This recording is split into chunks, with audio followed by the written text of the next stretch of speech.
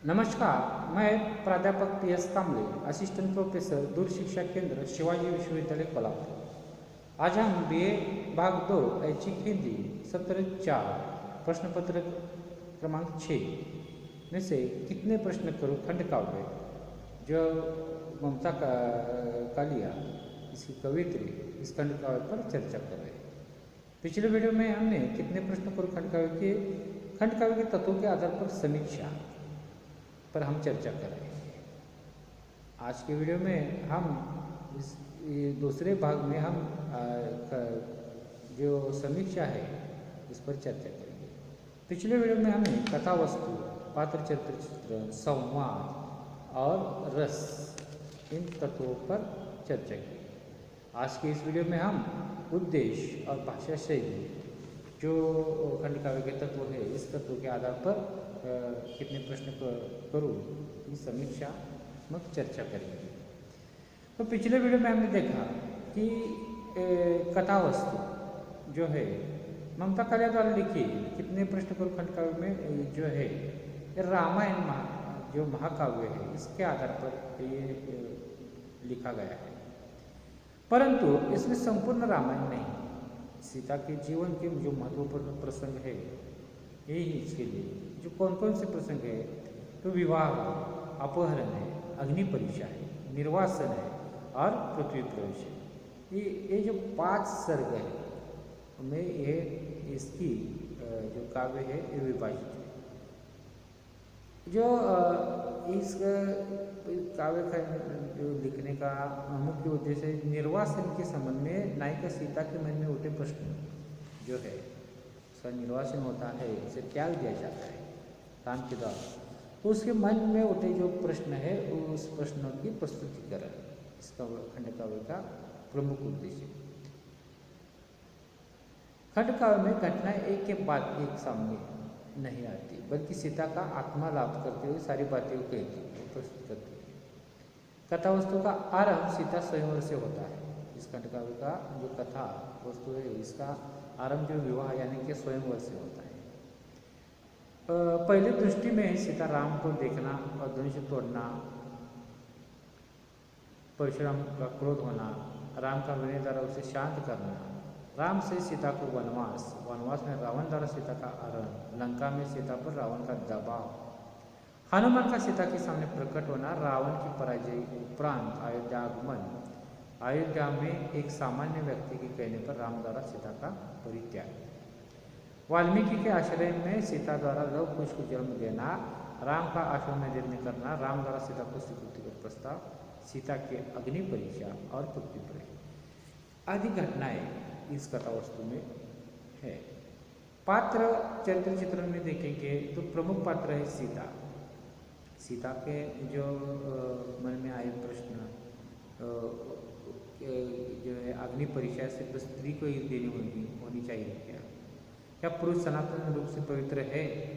वनवास तो राम ने भी भोगा था, लेकिन इससे उसकी शुद्धता के बारे में कोई नहीं पूछता, और सीता जो एक बार अपनी शुद्धता की अग्नि पर दे चुके उसे दोबारा उसकी मांग की जा रही है।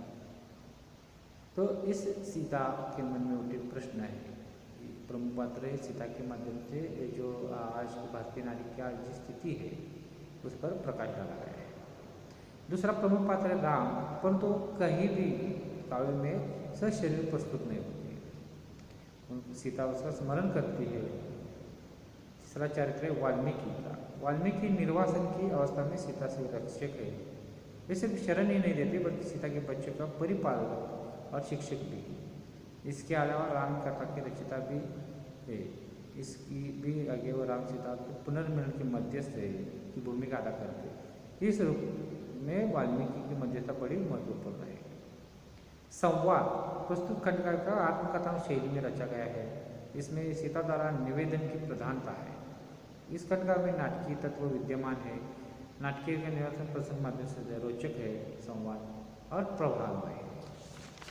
और इसका जो प्रमुख रस है, रस भाव पर जो देखेंगे हम समीक्षा कितने प्रश्नों को खंड का प्रधान रस करुण रस है, क्योंकि इसमें सीता की त्रासदी यानी दुख की अभिव्यक्ति है।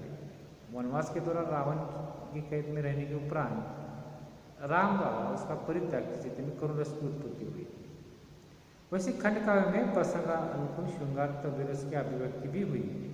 मुख्यतः सीता स्वयं के समय श्रृंगार रस की और हनुमान के लंका दहन के प्रसंग में वीर रस की अनुभूति होती है, परंतु प्रधानता करुण रस की ही है। आज के इस वीडियो में हम इसका उद्देश्य और भाषा शैली पर चर्चा करेंगे।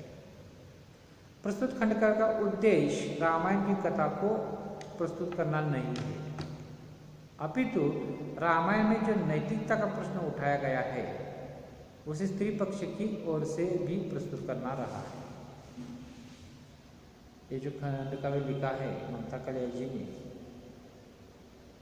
उस खंड काव्य की रचना करने का उद्देश्य जो है उनका और रामायण की कथा प्रस्तुत करना। तो सीता के चरित्र के आधार पर आज की भारतीय नारी की स्थिति, उसकी समस्या और समस्या का हल ढूंढना, इसका उद्देश्य है। खंड काव्य में सीता की ओर से प्रश्न यह है कि इस पूरी नैतिकता में सीता की ओर से ही कहीं भी नहीं सोचा गया। क्या अग्नि परीक्षा स्त्री की ही होनी चाहिए? क्या पुरुष सनातन रूप से पवित्र है? प्रस्तुत खंड काव्य में कवि ने आज के समाज में नारी के दृष्टिकोण से यह प्रश्न उठाया है। प्राचीन काल में जहाँ स्त्री एक दासी के रूप में अपने को समझकर अधिक गर्वित होती थी, पुरुष समाज के लिए यह बिल्कुल स्वाभाविक था कि वह जितनी बार चाहे उसकी अग्नि परीक्षा ले। लेकिन सीता का चरित्र इस दासता के खिलाफ खड़ा होता है। स्त्री के आत्मसम्मान की रक्षा होनी चाहिए। वह पुरुष की अनुगामिनी, प्रेमिका, पत्नी और उस बच्चे की माँ जरूर है, लेकिन इसलिए उसके साथ गुलामों जैसा व्यवहार होना नहीं चाहिए। सीता का अंत में धरती में समाहित हो जाना हमने मायके इसके इसी विद्रोह स्वभाव का प्रमाण उपस्थित करता है। यानी कि इस उद्देश्य, इस जो काव्य है खंड काव्य का रामायण की कथा प्रस्तुत करना नहीं, तो भारतीय नारी की स्थिति को दिखाकर उसकी समस्याओं का हल ढूंढना है।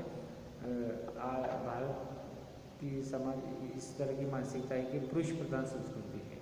सीता को जैसे दासी के रूप में स्त्री को देखा जाता है, उसी तरह सीता कोई दासी नहीं, स्त्री कोई दासी नहीं है, बताना लिखी कवित्री का उद्देश्य है। वो पुरुष की अनुगामिनी, प्रेमिका है, पत्नी, उसके बच्चे की माँ भी है, परंतु उसकी दासी नहीं। उसके साथ मानवता जैसा व्यवहार करना चाहिए, ये कहने का उद्देश्य इस यह इतने प्रश्न करो खंड काव्य लिखना का उद्देश्य है। इसकी भाषा शैली कहते हैं। इतिवृत्तात्मक और घटनाओं की अप्रधानता के कारण प्रस्तुत खंड काव्य की भाषा वर्णनात्मक के बोध से भारी नहीं है, बल्कि उसकी जगह उसमें भावात्मक आवेग की प्रधानता है। इस खंड काव्य की जो है कितने प्रश्न करो, इसकी जो भाषा है भावात्मक आवेग, इस भाषा में भावात्मकता की आवेग की प्रधानता है।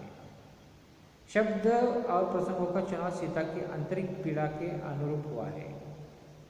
इसके शब्द और जो प्रसंग है, जो सीता के मन में दुख है, पीड़ा है, उसके अनुरूप ही हुआ है। शब्द और वाक्यों का अनावश्यक प्रयोग कहीं भी नहीं है। शब्द और वाक्यों का अनावश्यक प्रयोग कहीं भी दिखाई नहीं देता।